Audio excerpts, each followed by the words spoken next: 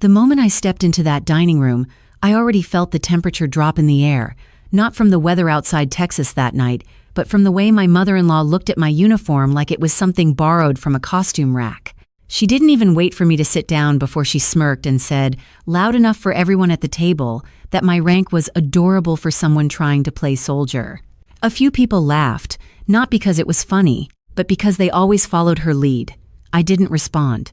I just placed my glass of water on the table and stayed still, like I had been trained to do under pressure.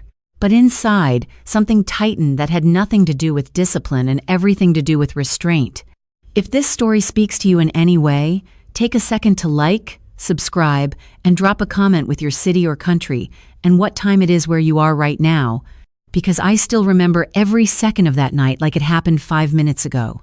My name is Captain Olivia Carter. I'm 37 years old, and what happened that evening didn't just test my patience, it changed the way my own family saw me forever. And it all began with what they thought was a harmless dinner in my husband's family home, the kind of night they believed would remind me of my place, not realize I already knew exactly who I was. I grew up in the military. I earned every stripe, every assignment, every deployment that shaped me into who I am, but none of that mattered to them. To my mother-in-law, Margaret Whitmore, I was still just Daniel's wife, someone who didn't belong at a table where they spoke about generals and legacy like it was inherited royalty. That night, she leaned back in her chair, looked me up and down, and said she had met officers with real influence, not field captains trying to sound important. My husband didn't stop her. He just looked down at his plate, like silence was easier than conflict. The room followed her tone, one comment turning into quiet laughter, and I could feel every second stretching longer than it should have. I didn't argue. I didn't defend myself. I've learned that in rooms like that, reacting is exactly what they want from you. Instead, I just listened, letting every word land without giving them the satisfaction of a response. But what they didn't know was that my silence was never submission, it was control.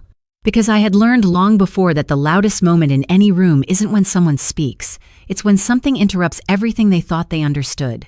And that night, sitting under warm lights in a house that didn't feel like mine, I had no idea that somewhere far away a phone was about to ring, carrying a name they had never expected to hear in the same sentence as mine. And when it did, nothing in that room would ever feel the same again. But before that call, before the silence that followed, everything began much earlier, in a moment I never thought would define the way my own family measured my worth. After that silence-filled dinner, no one spoke for almost 10 seconds, and I could feel every pair of eyes at that table trying to decide if I was going to react the way they expected or not. My mother-in-law did not stop smiling, as if she had already won something without needing confirmation. She leaned slightly toward the guests, seated across from her, and began talking again, this time not even pretending I was part of the conversation. She mentioned my rank again, twisting it into something small, something almost laughable, like it was a hobby rather than a career built over years of deployments, training, and decisions most people in that room could not even imagine. I stayed still, my hands resting on my lap under the table, my posture controlled, my breathing steady, because that was what years in uniform had taught me. Never let them see the moment they get under your skin. My husband Daniel finally looked at me, but it was not a look of support. It was a look that asked me to let it go, to not turn the evening into something difficult for his family. That look said more than words ever could. It said that keeping peace mattered more than acknowledging disrespect. I gave him nothing in return, not even a nod, just the same calm expression I had been holding since I walked in. Across the room, Margaret continued speaking as if I was not there, describing officers she had met through her late husband, comparing names and ranks like she was reading from a list of social value. Every sentence was carefully wrapped in politeness, but the meaning underneath was clear enough that no one needed it explained. I remember thinking how strange it was that people who had never served a day in their life could speak so confidently about what service meant. Still, I said nothing. Not because I had no response, but because I knew something they did not. Silence, in moments like this, is not surrender. It is timing. The more she spoke, the more the room relaxed into her version of reality, and the more they started to believe the version of me she was shaping out loud. I could hear a few light laughs again, small and careful, the kind people make when they want to stay included in the room. I noticed how quickly judgment becomes comfortable when no one challenges it. Daniel reached for his glass and took a slow sip, avoiding my eyes completely now, as if even looking at me might force him to choose a side he did not want to choose. That was when Margaret decided to lean in further, her voice lowering slightly, as if she was sharing something private but still meant for everyone to hear. She said she always believed that respect in life came from visible authority, from medals that meant something to civilians, from commands that shaped real outcomes. Then she looked directly at me again and added that pretending otherwise was often more embarrassing than honest failure. There was a pause after that, a small one, but heavy enough to settle across the table. I remember the sound of cutlery stopping for just a moment, like even the room was deciding whether to breathe. I still did not respond. I simply looked down at the edge of my plate, as if I was considering nothing important at all. But inside, I was aware of every word, every glance, every assumption being layered on top of me, like something they thought I would never be able to remove. What none of them understood was that I had spent most of my career in situations where people underestimated the wrong person at the wrong time, and I had learned exactly how those moments usually end. That night, I was not interested in proving anything to them in that room. I was only interested in watching how far they were willing to go when they believed I had nothing left to say. Because I knew something they did not, something that did not belong to opinion or family reputation, something that existed far beyond that dinner table, and it was only a matter of time before it reached them in a way none of them were prepared for. The longer she spoke, the more the atmosphere in the room shifted into something carefully shaped, like everyone had unconsciously agreed to let her version of reality become the only one that mattered. I could feel it in the way people stopped looking at me directly, in the way conversations near the table slowly drifted away from my presence, as if I had already been reduced to background noise. My mother-in-law seemed to notice that effect and leaned into it, her confidence growing with every second of uninterrupted attention. She mentioned the word rank again, this time almost playfully, as if it was something decorative rather than something earned through years of discipline, responsibility, and decisions made under pressure most people in that room would never face. I stayed composed, my back straight, my hands still, my expression controlled, because reacting would have given her exactly what she wanted. Daniel shifted in his seat beside me, uncomfortable but silent, choosing avoidance over confrontation, and that silence from him felt heavier than anything she had said. I remember thinking how easy it is for people to mistake silence for agreement when they are already convinced they are right. Across the table, Margaret continued speaking about legacy, about how her family had always valued real authority, and she made it sound like authority was something inherited rather than earned. There was a small pause after she finished that sentence, just long enough for someone to have changed the subject, but no one did. Instead, a few polite smiles appeared, the kind people use when they are unsure whether they should challenge what they are hearing or simply stay comfortable. I did not interrupt. I did not correct her. I simply listened, because I understood something she did not. When someone is confident in a false perception, they often reveal far more than they intend. A server came by and quietly adjusted the glasses on the table, the soft sound of glass touching wood, filling the brief silence, and in that moment I noticed how ordinary everything looked on the surface, even as the tension underneath continued to build. Daniel finally leaned slightly toward me and whispered that maybe we should just enjoy the evening and avoid making it awkward, but he did not look at me when he said it. That was when I realized he was not asking me to be calm, he was asking me to be smaller. I gave him no answer. Instead, I turned my attention back to the table, back to the voices that had already decided who I was, without asking a single question about what I actually did. Margaret lifted her glass again, this time to make a light comment about discipline and hierarchy, and as she spoke, I noticed a few guests nodding along, as if her words carried an authority that did not need verification. It was subtle but unmistakable, the way a room can slowly align itself behind the loudest confidence. I could feel the moment narrowing, like everything was being pulled toward a point that had not yet revealed itself. My phone was still in my pocket, silent, but I remember touching it once without thinking, a habit formed from years of being available when duty called without warning. At that exact moment, Margaret laughed softly at something she had just said, a small, satisfied sound, like the conversation had already reached its conclusion in her favor. No one interrupted her, no one challenged her. And then, just as she leaned back in her chair, completely at ease in the certainty she had created for herself. My phone began to ring, cutting through the room with a sound that did not belong to dinner, family, or conversation. It was not loud, but it was absolute. The name on the screen was not one I ever needed to explain to anyone in that room. And for the first time that entire evening, I did not have to say a single word for everything to begin shifting in a direction none of them saw coming. The sound of the ringing phone cut through the room like a clean break in reality, and for a fraction of a second, nobody moved, as if even breathing might interrupt whatever was about to happen. I saw my mother-in-law glance at the screen without meaning to, her expression still holding the remains of her earlier confidence, but already starting to shift into something less certain. The name on my phone was not displayed out loud to anyone at the table, but I could feel the change in atmosphere immediately, like the room had recognized that something outside of it had just entered. I did not answer right away, not because I was unsure, but because I wanted them to notice the pause. Daniel leaned slightly closer, whispering my name under his breath, asking if everything was all right, but I did not respond to him either.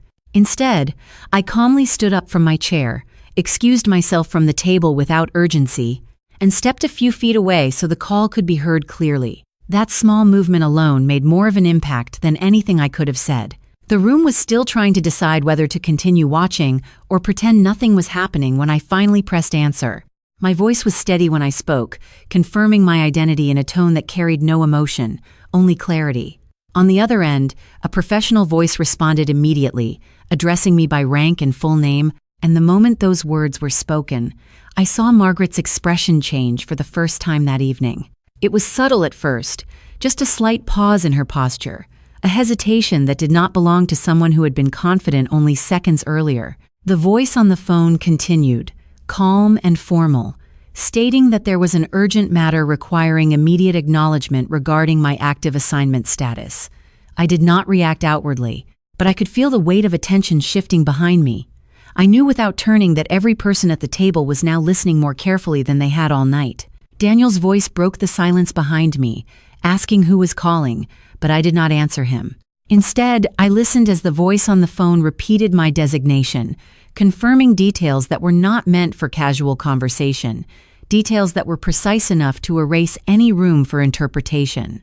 When I finally spoke again, it was only to confirm receipt of the message. No explanation, no elaboration, just confirmation. The line went silent for a moment, before the voice instructed me to stand by for further communication from the Pentagon Command Center. Those words did not need to be repeated for anyone else to understand their weight. I ended the call slowly, lowering the phone as I turned back toward the table. No one spoke immediately. The laughter from earlier had disappeared completely, replaced by a kind of quiet that felt unfamiliar to them. Margaret was no longer smiling. Her glass was still in her hand, but it had lowered slightly, as if she had forgotten what she was holding. One of the guests cleared their throat, but no conversation followed. Daniel looked at me as if seeing me for the first time, not as his wife in a family dinner, but as something he could not immediately categorize. I returned to my seat without rushing, placing my phone down beside my plate as if nothing had changed, even though everything already had. The air around the table no longer felt casual. It felt measured, careful, like every word now needed to be chosen twice before being spoken. Margaret finally broke the silence, attempting to smile again, but it did not reach her eyes the way it had before. She asked, in a quieter tone, what kind of call that had been, but she already sounded like she expected a different answer than the one she would have accepted earlier. I looked at her for a moment without speaking, not to create tension, but because there was nothing left to explain in the way she would understand. And somewhere far beyond that dining room, the consequence of that single phone call was already in motion, reaching places and people none of them had ever thought would connect back to that table, and I knew that whatever happened next would not stay contained within that room for very long. The moment I set my phone down on the table, the silence around us felt different, no longer uncertain but suspended, like everyone was waiting for something to confirm whether what they just heard was real or not. Margaret was the first to break that silence, but her voice no longer carried the same sharp confidence as before. She tried to smile again, carefully, almost rehearsed, asking what kind of Pentagon call that had been, and whether it was some kind of misunderstanding. The way she said it revealed more than the question itself, because now she was not speaking as someone in control of the room, but as someone trying to recover it. I did not answer immediately. I simply looked at her for a moment, not out of defiance, but because I knew that anything I said would not matter as much as what they were already processing in their own minds. Daniel shifted beside me again, his posture no longer relaxed, his earlier attempt to keep the evening neutral completely gone. He asked quietly if I had been expecting that call, and I gave him the same calm response I had given everything else that night, that it was part of my ongoing service obligations. I did not elaborate. I did not need to. The phrase alone was enough to change how the words around it landed. Across the table, one of the guests finally put down their glass, no longer pretending to continue eating, and another leaned slightly forward as if distance from the table might help them understand what was happening. Margaret attempted to regain control of the conversation by laughing lightly, suggesting that military bureaucracy often sounded more dramatic than it actually was, but even she did not fully believe her own attempt to normalize what had just happened. I could see it in the way her eyes kept returning to my phone, as if it might ring again at any second. I stayed seated, calm, my hands resting naturally on the table, because I had learned long ago that the strongest position in a room like this is not the one who speaks first, but the one who does not need to prove anything. The conversation around us did not return to normal. Instead, it fractured into smaller, uncertain exchanges. Someone mentioned dinner again. Another person tried to comment on the weather outside, but none of it held attention for more than a few seconds. The Pentagon call had not just interrupted the evening, it had redefined it. Daniel finally spoke again, this time more carefully, asking if everything I did was classified or if that call had been routine. His question was not aggressive, but it carried something else now, a reassessment, as if he was trying to place me somewhere in a structure he had never fully understood before. I answered simply that some things in my line of work are not explained in detail even to family, and I watched as that sentence settled into him differently than everything I had said before. Margaret looked down briefly at her plate, then back up at me, and for the first time she did not speak immediately. The confidence she had carried earlier in the evening was still there in theory, but it no longer had a clear direction. It had been interrupted. Not challenged, not argued with, just interrupted by something larger than the room could accommodate. I noticed how even the atmosphere of the house itself seemed quieter now, as if the walls had absorbed the shift in tone. I reached for my glass again, not to assert anything, but simply because the evening was still ongoing, and I had no intention of turning it into a confrontation. But I could feel it now, the subtle change in how they were looking at me, not as someone sitting at their table, but as someone they were no longer certain they understood. And what none of them realized yet was that the call they just heard was not the end of anything. It was only the beginning of a chain of attention that did not stop at family dinner tables, and the next time that name appeared, it would not be in a private room like this one, but in a place where every assumption they had ever made about me would no longer hold. In the weeks after that night, nothing in my life went back to the way it used to be, but strangely, not everything felt broken either.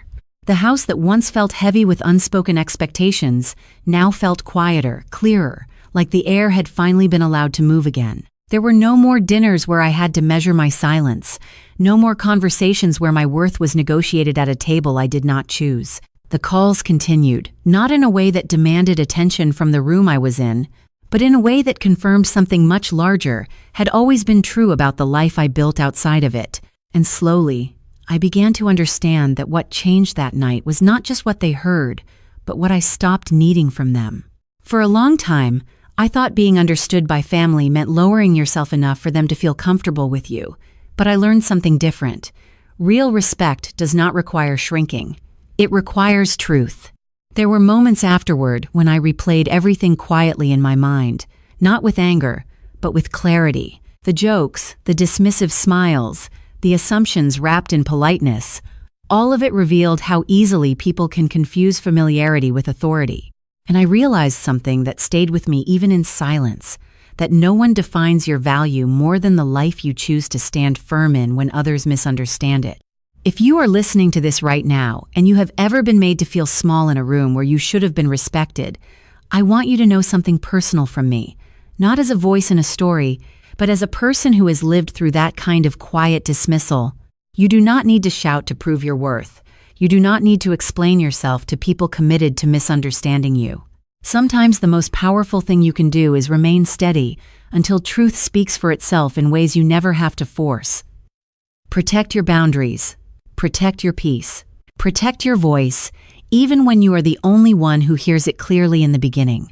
There is something almost spiritual about those moments when truth finally rises without effort, when what was hidden is simply revealed in its own time, not because you demanded it, but because it was always there. I learned to trust that more deeply than I ever trusted approval. And if you are walking through something similar, I hope you remember that you are not alone in that feeling of being underestimated or overlooked. Life has a way of realigning things, sometimes quietly, sometimes all at once, but always with meaning. Thank you for staying with this story, for listening with your time and your attention, and for allowing space for something like this to be shared. It means more than words can fully express. I am Captain Olivia Carter. I am 37 years old, and the lesson I carry from that night is this: your worth is never defined by those who fail to recognize it.